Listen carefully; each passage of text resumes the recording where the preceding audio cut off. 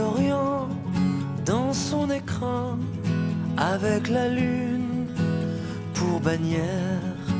Et je comptais en un quatrain chanter au monde sa lumière.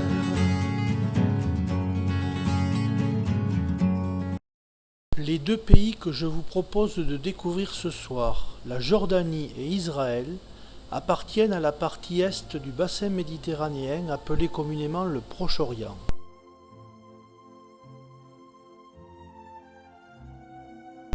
La capitale de la Jordanie, Amman, sera le point de départ de ce périple qui nous conduira tout d'abord au mont Nebo sur les pas de Moïse, puis par la route des rois à la forteresse de Kérak, édifiée par les croisés.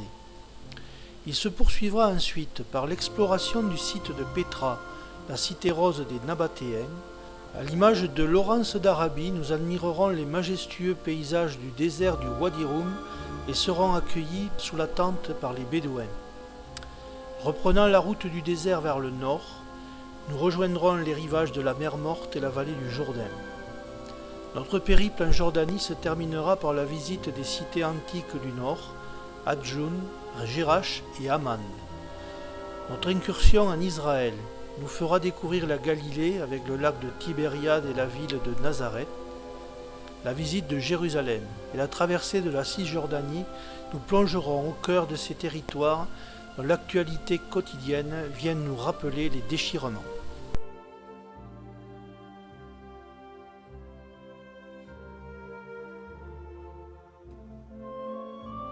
Le royaume hachémite de Jordanie couvre un territoire de 89 342 km².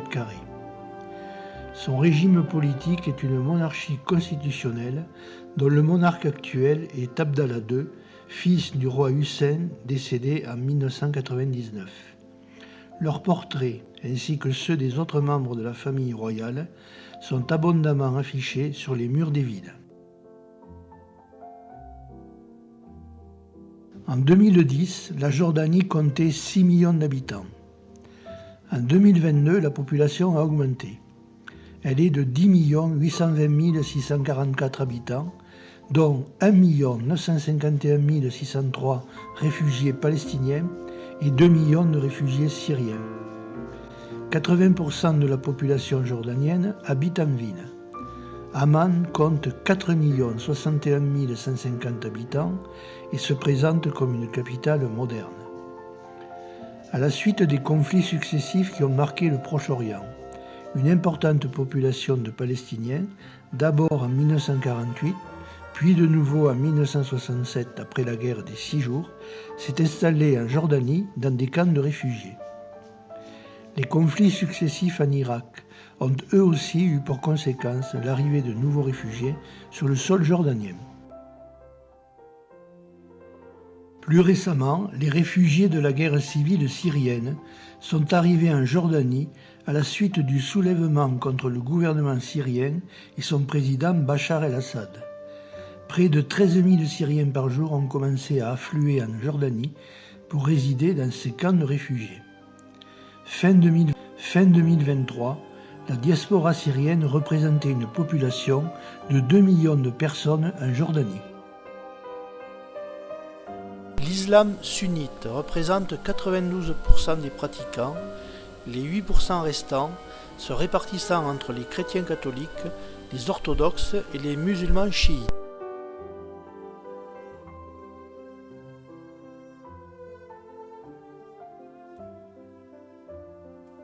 Madaba, à 1 heure de route d'Amman, est une ville de 60 000 habitants, située au pied du mont Nebo où, selon la Bible, Moïse, conduisant son peuple, aperçut la terre promise. Marquée par cette tradition, elle constitua un foyer du christianisme et compte encore de nos jours une importante communauté chrétienne orthodoxe.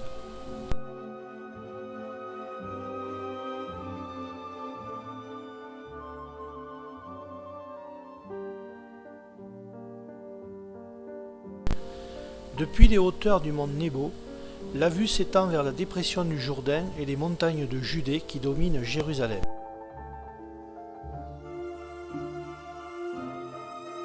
Plusieurs monuments consacrent ce lieu de pèlerinage en Terre Sainte, comme celui représentant le bâton de Moïse enlacé par le serpent et la stèle commémorant sa mort. En l'an 2000, celui-ci fut construit à l'occasion de la visite du pape Jean-Paul II.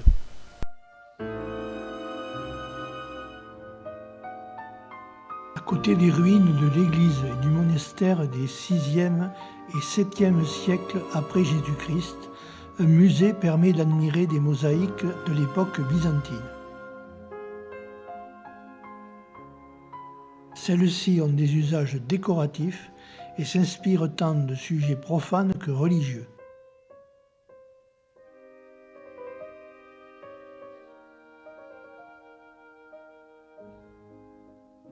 Elles servent à recouvrir des sols ou des murs.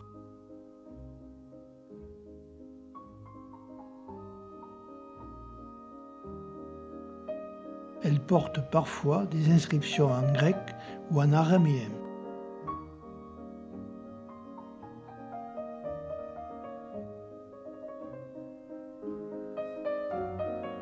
Dans la ville de Madaba, l'église Saint-Georges de culte orthodoxe abrite une mosaïque exceptionnelle du VIe siècle après Jésus-Christ, représentant une carte de la Palestine sur laquelle sont mentionnés des lieux et des événements de l'Ancien et du Nouveau Testament.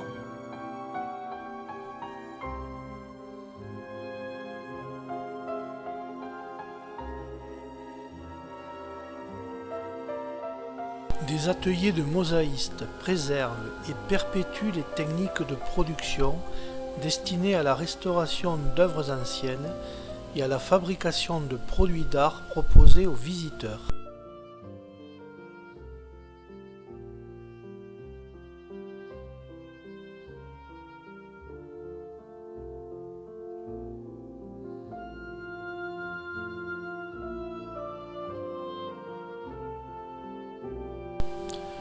Pour rejoindre Kérak et sa forteresse, nous emprunterons la route des rois, antique itinéraire des caravanes, suivi par les peuples de l'Antiquité pour rallier la péninsule arabique et le bassin méditerranéen. La route parcourt des paysages spectaculaires, comme lors du franchissement de la faille du Wadi Moujib qui sépare le plateau de Madaba des montagnes de Moab et d'Édom. Malgré l'environnement minéral et l'austérité des lieux, des familles bédouines ont installé leur campement. Un barrage édifié en 2005 sur le cours du Moujib constitue une réserve d'eau destinée à l'irrigation.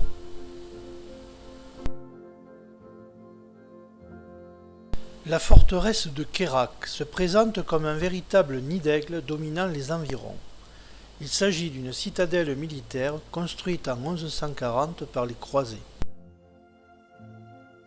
Sa fonction était de garder la maîtrise des voies de communication assurant l'accès à la vallée du Jourdain et à la mer Morte depuis la péninsule arabique.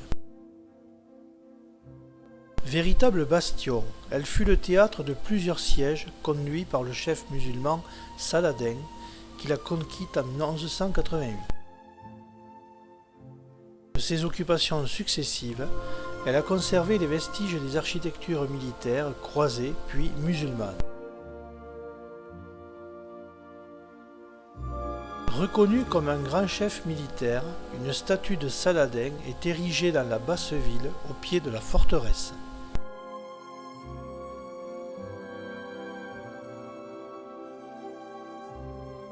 Rakhmu, la bariolée. Ainsi appelait-on Pétra dans les langues sémitiques anciennes, en raison des infinies déclinaisons de couleurs qui prend le grès rouge, strié de veines jaunes, bleues, noires ou blanches. Pétra, ville de pierre, est un nom qui lui va tout aussi bien. Il y a 2000 ans, les Nabatéens, population caravanière ancêtre des Bédouins, y creusèrent les falaises pour aménager maisons, temples et tombeaux.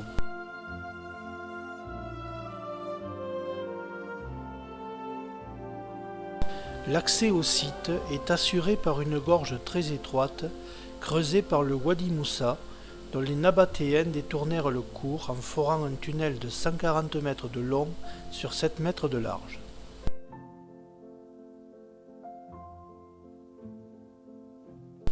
Ce défilé, nommé le Siq, a une longueur de 1,2 km pour une largeur variant de 3 à 11 mètres. Il serpente entre des falaises de grès multicolores pouvant atteindre jusqu'à 100 mètres de hauteur. Il constitue une voie sacrée permettant d'atteindre la nécropole. Des niches creusées dans les parois constituaient des lieux d'offrande aux divinités.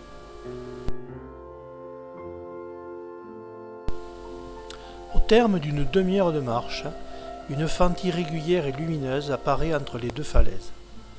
On devine une façade à colonnes dans un chatoiement de roses. Vision inoubliable. Rendu célèbre, en servant de décor à un des épisodes d'Indiana Jones, ce monument de 28 mètres de large sur 40 de haut est un tombeau dont la construction remonterait au début de l'ère chrétienne. Dénommé le Trésor, à cause d'une légende selon laquelle un pharaon aurait caché son trésor dans une des urnes de la façade, les éléments d'architecture qui le composent découlent de plusieurs influences, hellénistiques par l'ordre corinthien des colonnes, symboles égyptiens et motifs importés d'Asie mineure. Au-delà du trésor, le Siq s'élargit, permettant la circulation par d'autres moyens que pédestres. Les parois de grès sont creusées de tombeaux qui s'étagent sur les hauteurs.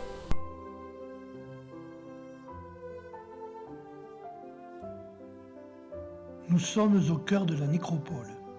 Les archéologues estiment aux alentours de 800 le nombre de monuments dans le périmètre de Pétra.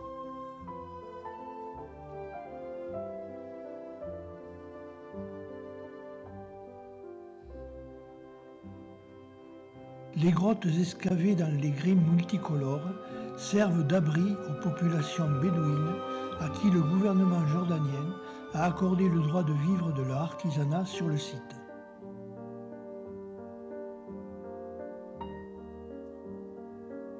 Le théâtre, taillé dans le grès rouge pendant le 1er siècle après Jésus-Christ, pouvait accueillir 3000 spectateurs répartis sur 33 gradins. Au 1er siècle après Jésus-Christ, l'Empire romain s'étendait jusqu'à l'actuelle Arabie. Pétra était alors rattachée à la province de Palestine. L'empereur Trajan fit construire une voie conduisant au golfe d'Aqaba et qui traversait la ville. Désignée sous le terme de Cardo Maximus, elle contribua à son développement commercial et à un nouvel élan d'urbanisme, comme en témoignent les vestiges de l'époque romaine, situés en bordure du tracé de l'ancienne voie dont subsiste encore le pavage. Des fouilles archéologiques récentes ont permis de mettre au jour des vestiges d'une basilique byzantine du IVe siècle après Jésus-Christ. Son sol révèle des mosaïques dont l'état de conservation est particulièrement remarquable. Les tribus bédouines descendantes des Nabatéens occupent toujours les lieux et bénéficient des retombées du tourisme. Proposant leurs services pour visiter le site à dos de dromadaire ou de mulet, réalisant des objets d'art comme ces bouteilles de sable.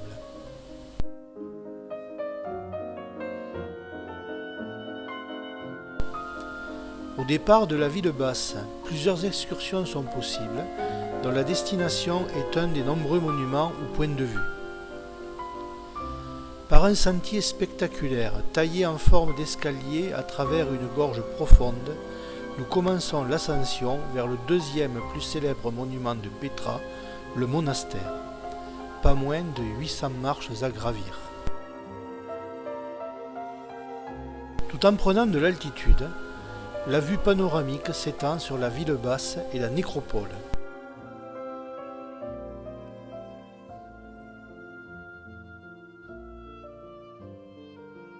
La nature de la roche et le travail de l'érosion contribuent à la beauté du parcours.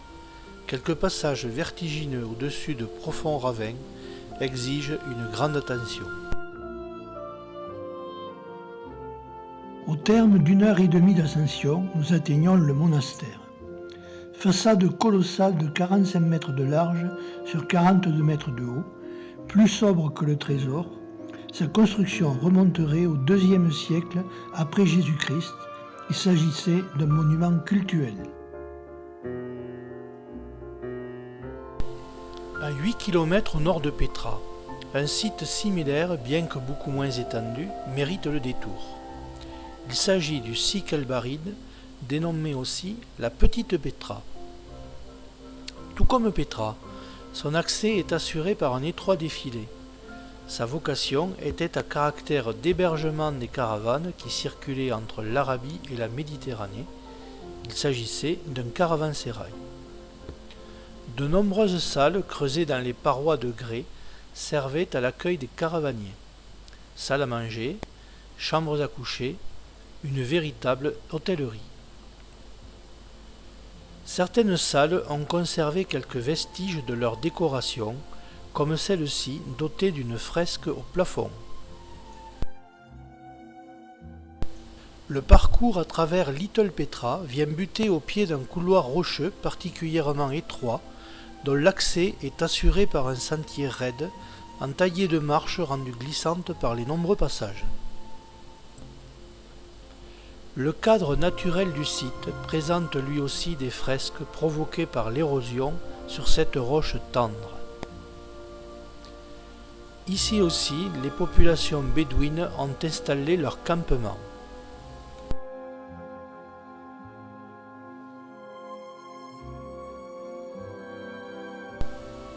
Des enfants improvisent une chorale pour nous accueillir.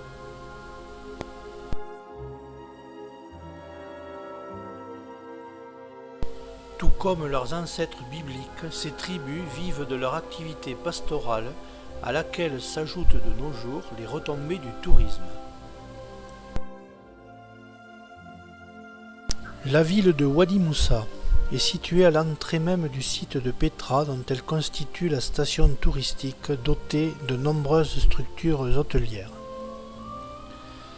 Quittant Petra et Wadi Moussa, nous rejoignons l'axe routier reliant Amman au golfe d'Aqaba. Long ruban d'asphalte rectiligne, filant vers le sud de la Jordanie, c'est la route du désert. Devant nous, l'horizon s'élargit. Des deux côtés de la route, la végétation se fait rare, le sable apparaît. L'envoûtement du désert nous saisit. Le désert du Wadi Rum est constitué par un massif montagneux culminant aux alentours de 1700 mètres. Au pied des pentes abruptes et délitées s'étalent des vallées et des plaines de sable. Les 7 piliers de la sagesse.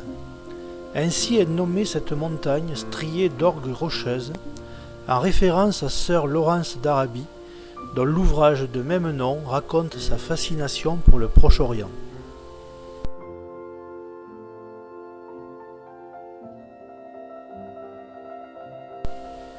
Fascination, envoûtement, sentiment d'humilité, émerveillement devant les jeux de couleurs et de lumière, immersion dans le silence et la transparence de l'air. Telles sont les sensations et les sentiments qui nous saisissent face à tant de beauté et de majesté.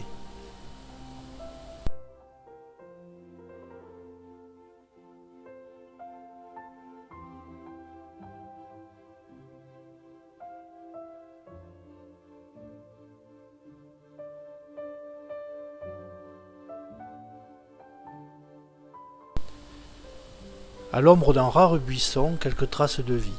Sûrement un lézard des sables.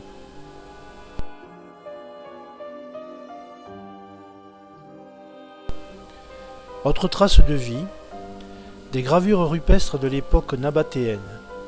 Elles représentent des animaux qui ne sont plus présents dans le désert, laissant supposer que les conditions climatiques étaient différentes de celles connues actuellement.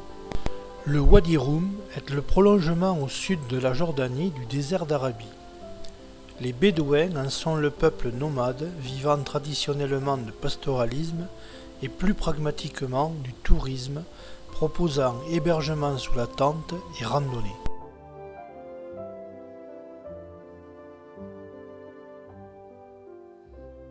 Au pied de ces falaises arrosées par les rayons du soleil couchant, les Bédouins ont gravé une stèle en hommage à Sir Thomas Edward Lawrence, dont la mission fut de les rassembler pour libérer l'Arabie de l'occupation ottomane. Son épopée fut portée à l'écran en 1962 par le réalisateur David Lean dans le film Lawrence d'Arabie avec l'acteur Peter O'Toole dans le rôle principal.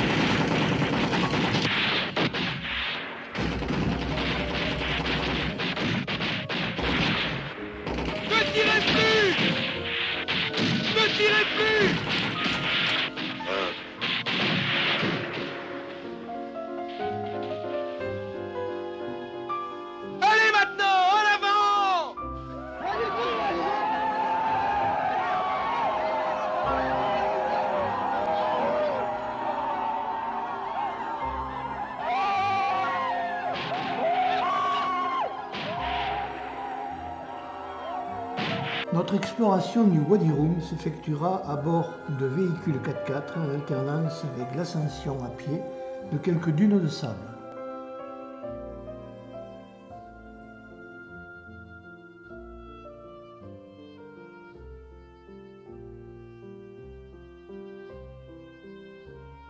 Au terme d'une randonnée de 2h30 en véhicule 4x4, nous approchons du campement où nous allons passer la nuit. Au menu du dîner, moutons et poulets cuits dans un four souterrain. Nous sommes invités au cérémonial de la sortie du four. Il ne reste plus qu'à passer à table.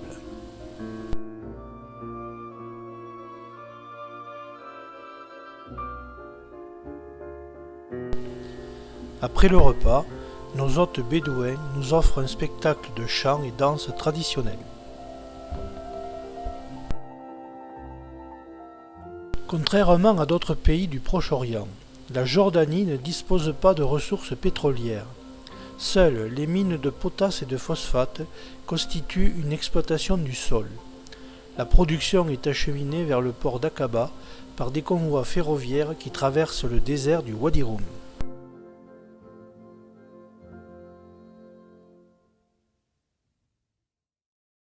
Le long de la route du désert, que nous suivons à nouveau, mais cette fois-ci vers le nord, nous observons la présence de nombreux ateliers de réparation de pneumatiques ainsi que quelques stations-service de fortune.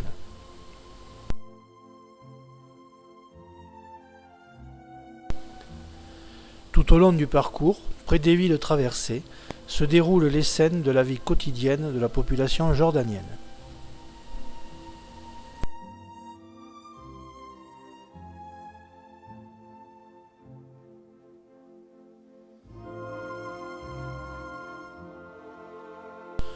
Pour rejoindre les rivages de la mer Morte, nous abandonnons la route du désert pour nous diriger vers la vallée du Jourdain. Celui-ci, et la mer Morte, se trouve dans une dépression naturelle située à 400 mètres en dessous du niveau de la mer. Nous entrons dans une région du globe aux altitudes négatives. Les rives de la mer Morte apparaissent enfin. Dans le lointain, se distinguent les montagnes de Judée en territoire israélien. Contrastant avec le relief aride que parcourt notre route, les parcelles de culture occupent le fond de la vallée. Fruits et légumes sont produits dans cette partie de Jordanie.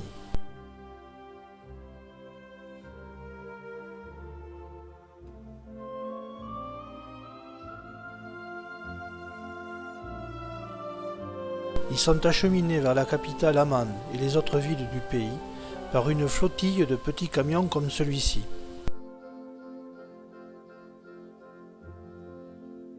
L'altitude négative et l'influence des climats méditerranéens et désertiques contribuent à donner à cette région un climat à caractère tropical favorisant les cultures et prisé des touristes. D'une superficie de 900 km², la mer Morte constitue une frontière naturelle entre Jordanie et Israël. Elle possède un taux de salinité 8 fois plus élevé que les autres mers, ce qui empêche toute forme de vie, d'où son nom.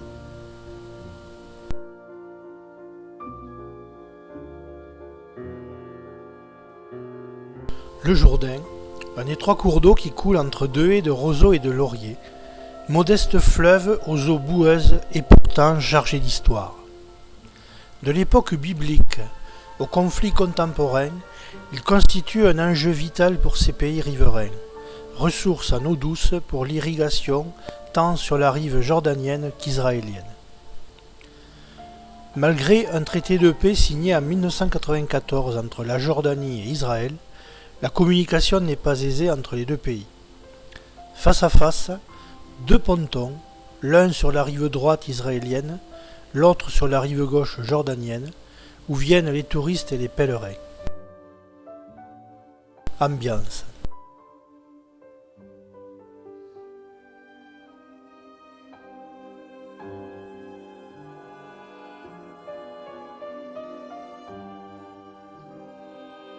Des fouilles archéologiques récentes ont mis au jour sur le tracé d'un ancien bras du fleuve des vestiges de plusieurs édifices religieux de l'époque byzantine. Celui-ci en particulier est supposé être le lieu de baptême du Christ. Lorsque nous quittons la vallée du Jourdain pour rejoindre Amman, le soleil se couche sur la mer Morte, au-dessus des montagnes de Judée, en Israël. La situation géographique du nord de la Jordanie explique la présence de nombreux vestiges des périodes romaines et médiévales. Il constitue un patrimoine remarquable, prisé tant par les touristes que par les archéologues et les historiens. À 1200 mètres d'altitude, la forteresse d'Al-Joun domine la ville. Elle fut construite en 1184 par les musulmans pour contrer les armées croisées. Elle subit les assauts de divers envahisseurs, dont les Mamelouks et les Mongols.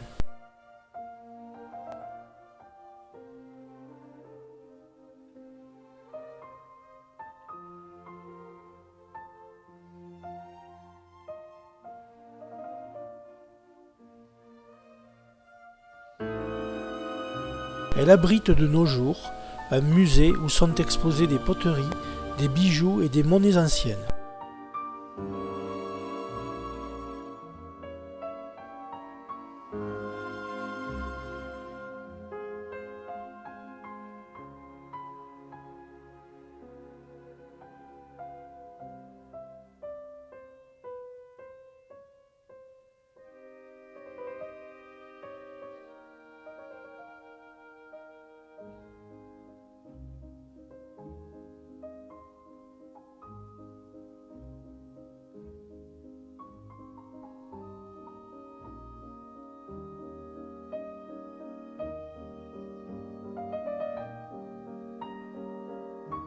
Qualifiés d'un des sites archéologiques majeurs de Jordanie, les vestiges gréco-romains de la ville de Gerasa, l'actuelle Jerash, sont particulièrement bien préservées et remarquables par la mise en perspective des nombreux monuments qui la composent.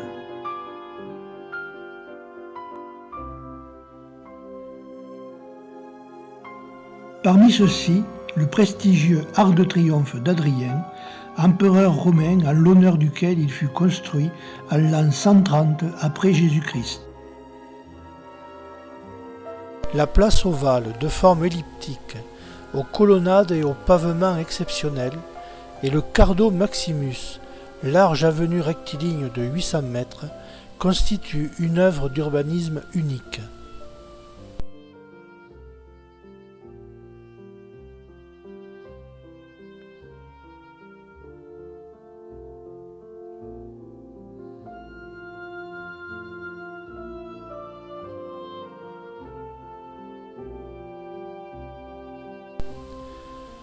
Les vestiges des halles antiques, avec leurs fontaines cruciformes, permettent d'imaginer aisément l'importance des marchés qui s'y déroulaient.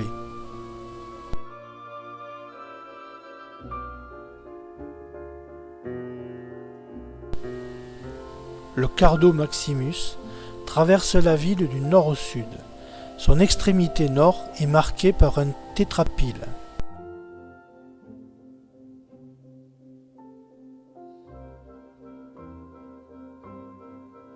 Les théâtres nord et sud accueillent toujours des spectateurs et offrent une acoustique exceptionnelle. Leurs capacités respectives étaient de 1600 pour le théâtre nord et 3000 pour le théâtre sud.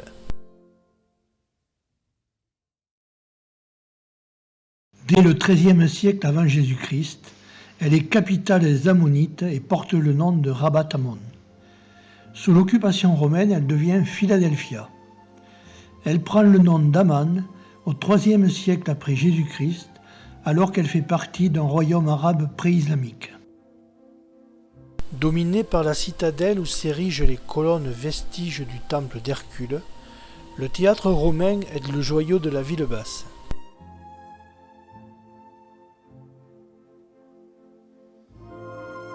Il pouvait accueillir jusqu'à 6000 spectateurs sur 3 divisions horizontales de gradins adossés à une colline. La pente en est fort raide et il ne faut pas être sujet au vertige.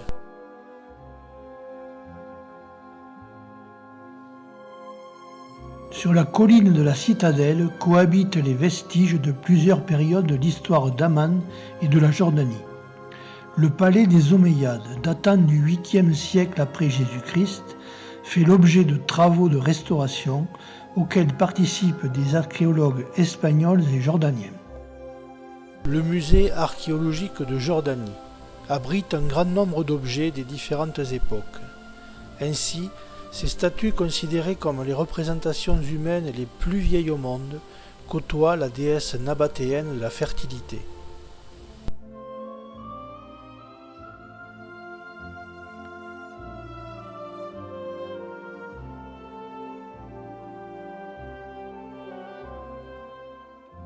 Les pièces les plus remarquables et émouvantes étant les manuscrits de la Mer Morte.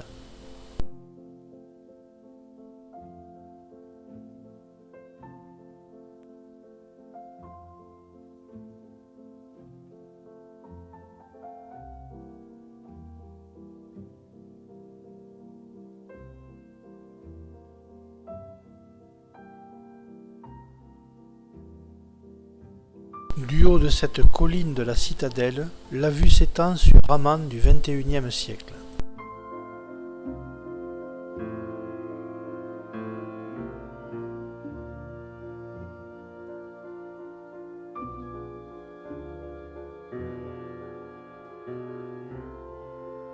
Avant de quitter la Jordanie, flânons au hasard des rues, à la rencontre de scènes et de personnages.